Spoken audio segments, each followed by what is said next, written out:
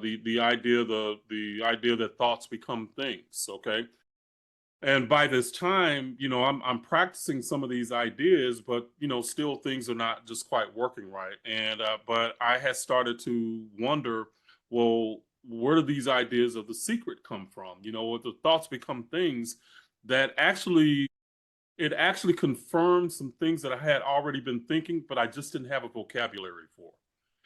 And but there was still something that was too simplistic for me.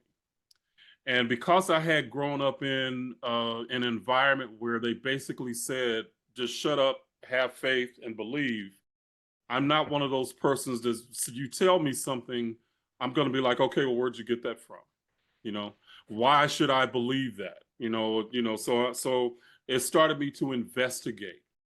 So when you start talking about the history of a lot of these ideas, it's kind of like you ever seen or somebody pull on a thread from a cloth, and then all of a sudden the whole cloth starts unraveling. That's how my intuition works. So I pull a thread, and then all of a sudden a lot of things start unraveling, and I keep pulling that thread until I get to the end. So that's kind of how I started to unravel a lot of the ideas that were You well, can you could destroy a lot of stuff that way. That's how I like that analogy because you could tear a lot of stuff apart and you go, there's nothing here. You know what I that's mean? And very so true. once you start doing that, you go, where did this go? There's no foundation Right, to this thing. right.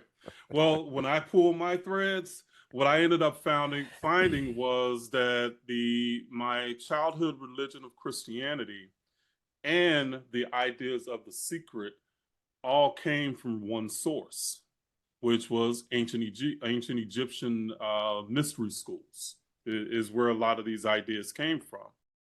But what I found was an overarching idea, Gary, was that what we were learning as religion was actually distorted ancient metaphysical science.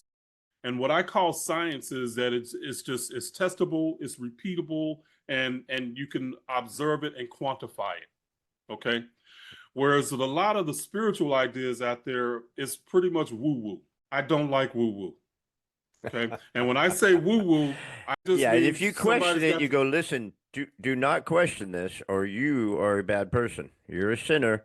Don't just you right. sit over there and don't question this, because if you do, you're not a believer. And it's like, I'm just asking. I'm just Right. saying, right? And hey, even with a lot of the spiritual ideas, that you start to question, and people will give you these word salads. That's what I call stuff. You just throw a lot of words together, and but when you really start to get down to the bottom of them, it really means nothing.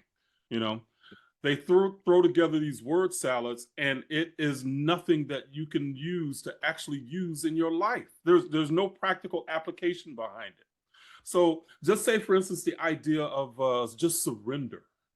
You know, Gary, I hate it. Excuse me, I almost cussed, but I'm just gonna say, Gary, I cannot You're stand free to that do stuff. whatever you like. There's no shame on this show. There's no So, shame.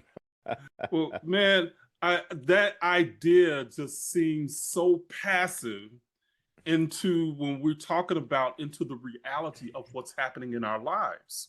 You know, so I'm sitting, here I'm sitting on the beach right now. Okay, maybe not, but you're sitting on the beach, you're doing your thing, and then all of a sudden life gets in the way and starts lifing, and then it's like, what do I do next? And then somebody says, just surrender. Like, no, I'm getting my ass whooped. I can't surrender right now. Okay, Surrender to so what, man? I'm getting yeah, killed here.